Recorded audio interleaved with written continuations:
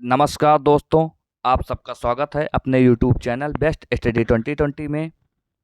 आप किसी भी एग्ज़ाम की तैयारी कर रहे हैं तो यह करंट अफेयर के वीडियो आपके लिए बहुत ही महत्वपूर्ण होने वाली है। अब हम अपने प्रश्न की ओर बढ़ते हैं। उससे पहले आपको एक सजेशन देते हैं। अगर आप किसी भी एग्ज़ाम की तैयारी कर रहे हैं तो सबसे पहले आप मॉर्निंग में अपने लिए एक टारगेट फिक्स करिए, चाहे छोटा ही टारगेट हो, और उसको पूरा करने में अपना पूरा दिन लगा दीजिए। आपको सक्सेस ज़रूर मिलेगी। अब हम प्रश्न की ओर बढ़ते हैं। आज का हमारा पहला प्रश्न है, अंतर्राष्ट्रीय मुद्रा कोष आईएमएफ की रिपोर्ट के अनुसार वित्तीय वर्ष 2023-24 में भारत की संशोधित अनुमानित जीडीपी वृद्धि दर क्या है? बताइए दोस्तों, इसका आंसर क्या होगा? तो इसका आंसर है ऑप्शन नंबर डी, 6.3%।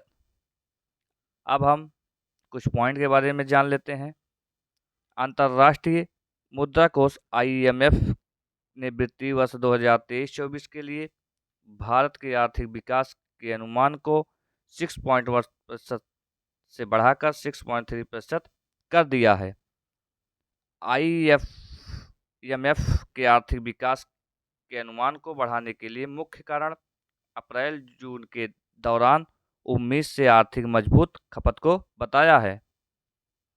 अब हम अगले पॉइंट की ओर बढ़ते हैं। अंतर्राष्ट्रीय मुद्रा कोष आईएमएफ ने भारत की आर्थिक विकास दर अप्रैल में 5.9%, जुलाई में 6.1% बताई थी। इसके अलावा वित्त मंत्रालय और भारतीय रिजर्व बैंक आरबीआई ने वित्त वर्ष 2023-24 के लिए आर्थिक विकास दर 6.5% रहने का अनुमान बताया है। अब हम अगले पॉइंट की ओर बढ़ते हैं। अंतर्राष्ट्रीय मुद्रा कोष अंतर्राष्ट्रीय मौद्रिक कोष संयुक्त राष्ट्र की एक प्रमुख वित्तीय एजेंसी है और एक अंतर्राष्ट्रीय वित्तीय संस्थान है। इसकी स्थापना जो 1944 में हुई। इसके जो सदस्य मेंबर हैं 190। इसका जो मुख्यालय है वाशिंगटन डीसी, यूएसए। और इसके प्रबंध निर्देशक जो है क्रिस्टलिना जॉर्जिया है। अब हम अपने अगले प्रश्न की ओर बढ़ते हैं। हमारा अगला प्रश्न है, हुरून इंडिया रिच लिस्ट 2023 के अनुसार भारत के सबसे अमीर व्यक्ति कौन है? बताइए दोस्तों, इसका आंसर क्या होगा? इसका आंसर है option number A, Mukesh Ambani. Hurun India में 360 वन वेल्थ द्वारा संयुक्त रूप से जारी हुरून इंडिया रिच लिस्ट 2023 की कंपनी रिपोर्ट में भारत के अरबपतियों की सूची जारी की गई है। अब हम अपने अगले पॉइंट के बारे में जान लेते हैं। हुरून इंडिया रिच लिस्ट 2023 के अनुसार रिलायंस इंडस्ट्रीज के चेयरमैन मुकेश अंबानी अब सबसे अमीर भारतीय हैं, जिसके बाद दूसरे नंबर पर अडानी ग्रुप के चेयरमैन गौतम अडानी, तीसरे स्थान पर सीरम इंस्टीट्यूट ऑफ इंडिया के प्रबंधन निदेशक साइरस एस पूनावाला, और चौथे स्थान पर एचसीएल के शिवनादर हैं।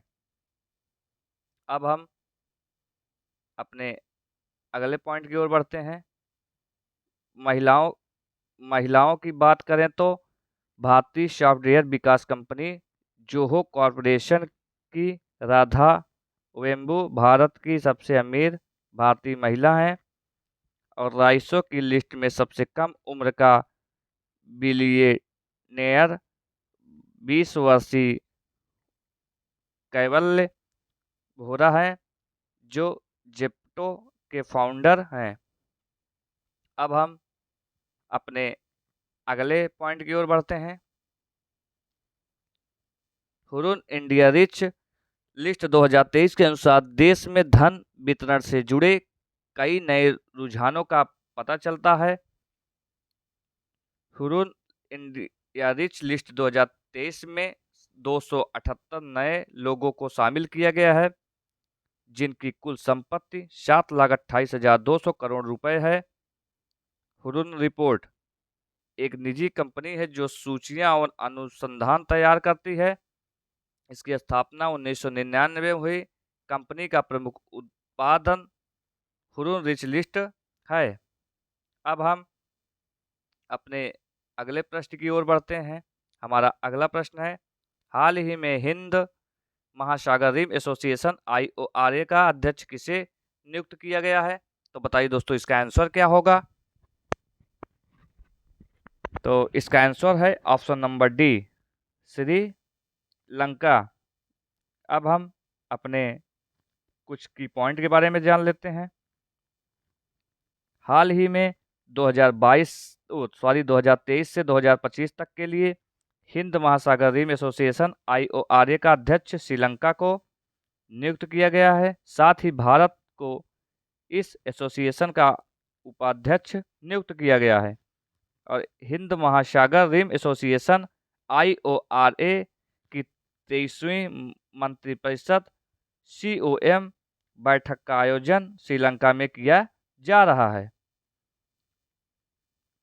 और IORA की 23वीं मंत्रिपरिषद COM बैठक में विदेश मंत्री S जयशंकर ने भाग लिया।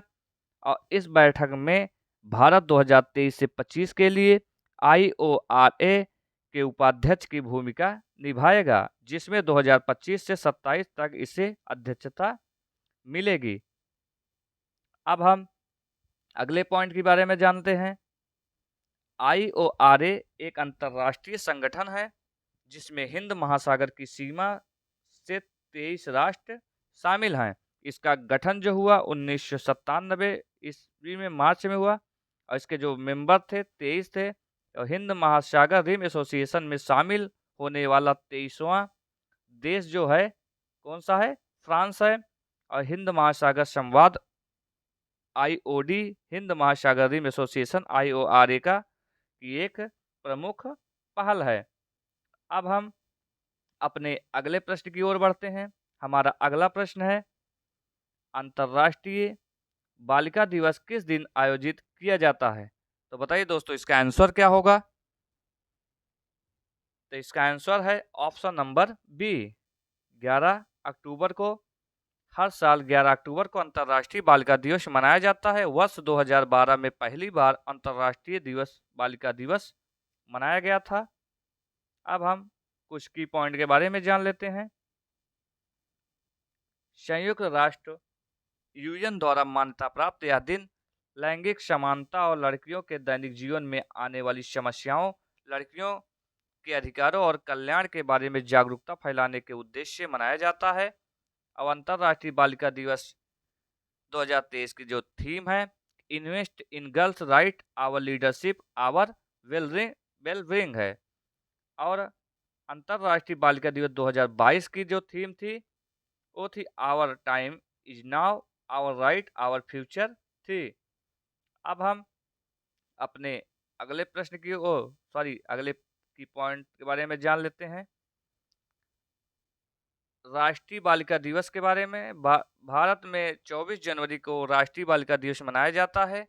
राष्ट्रीय बालिका दिवस मनाने की शुरुआत 24 जनवरी 2008 को की गई थी।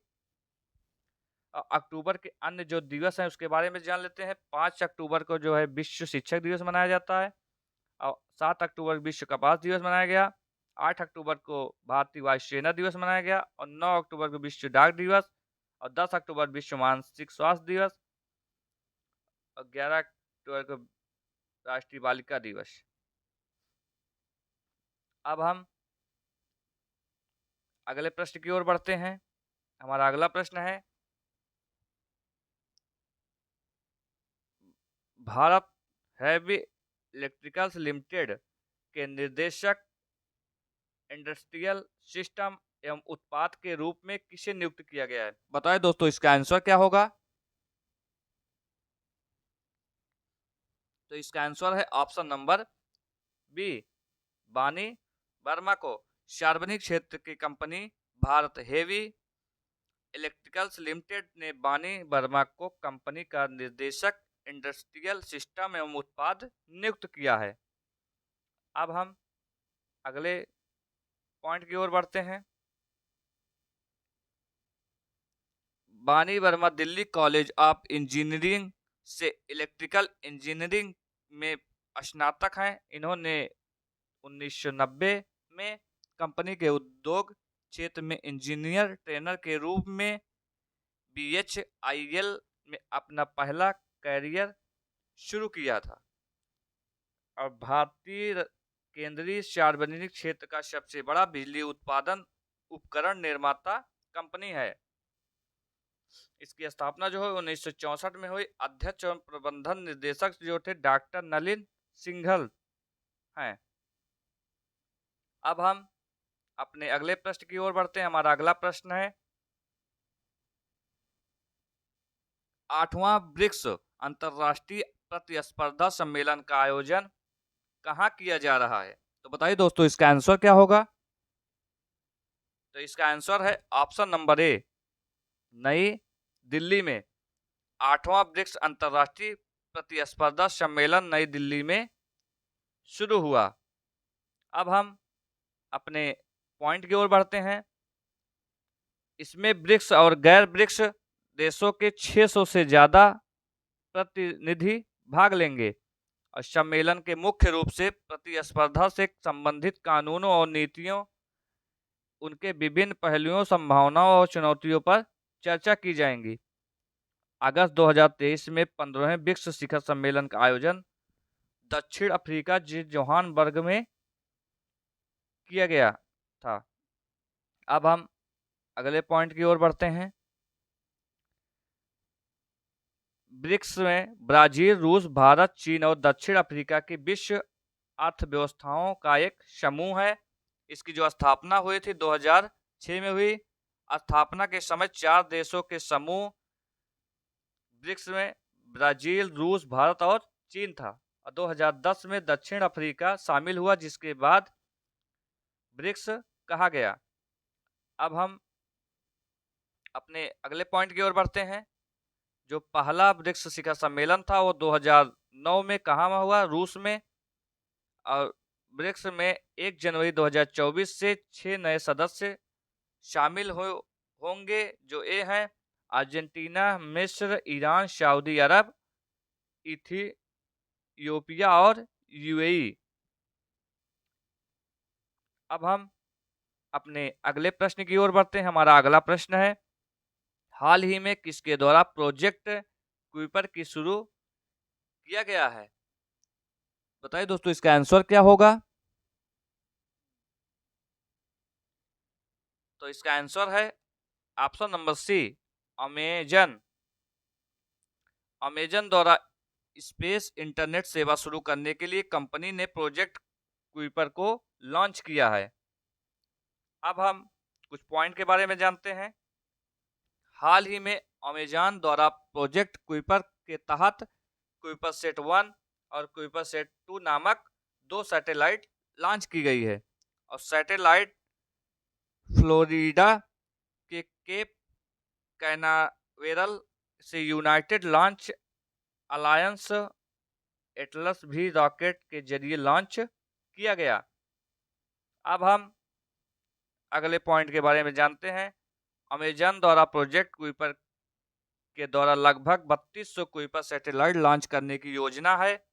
ये सभी उपग्रह लोअर अर्थ ऑर्बिटल में स्थापित किए जाएंगे। अब प्रोजेक्ट कुइपर का मुख्य उद्देश्य इंटरनेट संचार को सर्वसुलभ बनाना है।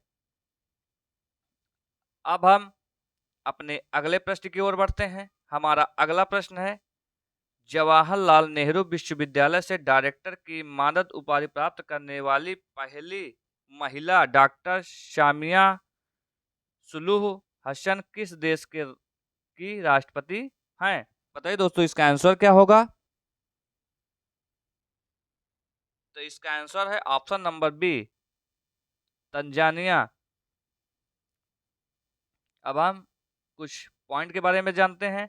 भारत तंजानिया के बीच संबंधों को बढ़ावा देने के लिए जवाहरलाल नेहरू विश्वविद्यालय द्वारा तंजानिया की राष्ट्रपति डॉक्टर सामिया सुलूह हसन को डायरेक्टर की मानद उपाधि से सम्मानित किया गया है।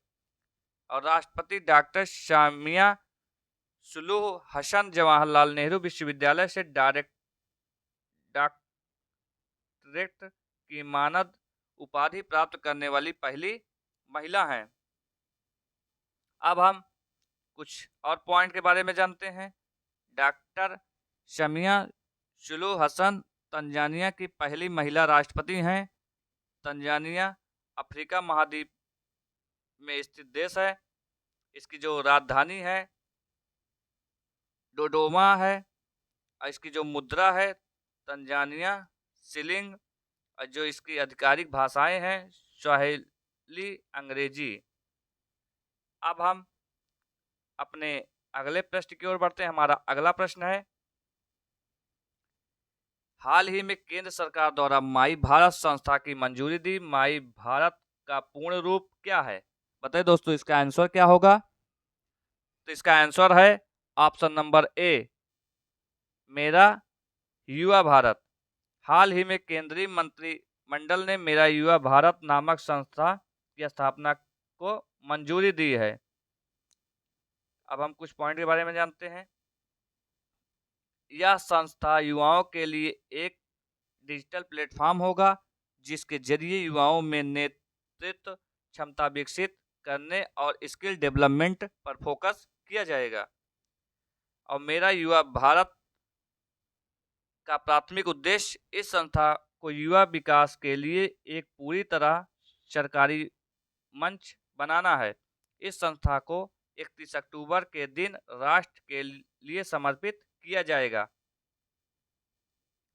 अब हम अपने अगले प्रश्न की ओर बढ़ते हैं। हमारा अगला प्रश्न है, किस राज्य सरकार द्वारा लेक लड़की यानी प्यारी बेटी योजना शुरू की गई है? बताइए दोस्तों, इसका आंसर क्या होगा?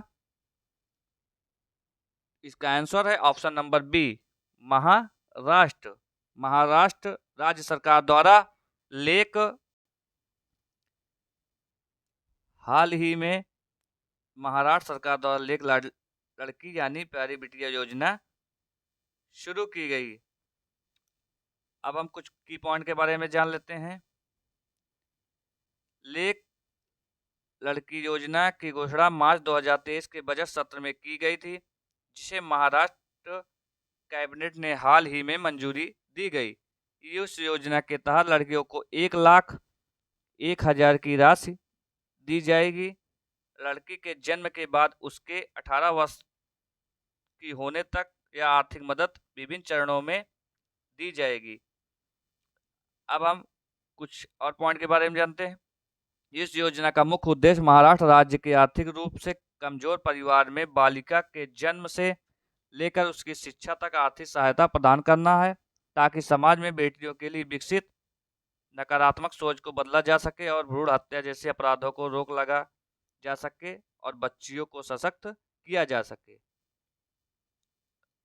अब हम अगले लास्ट पॉइंट की ओर बढ़ते हैं। आज का हमारा प्रश्न यहीं पे समाप्त होगा।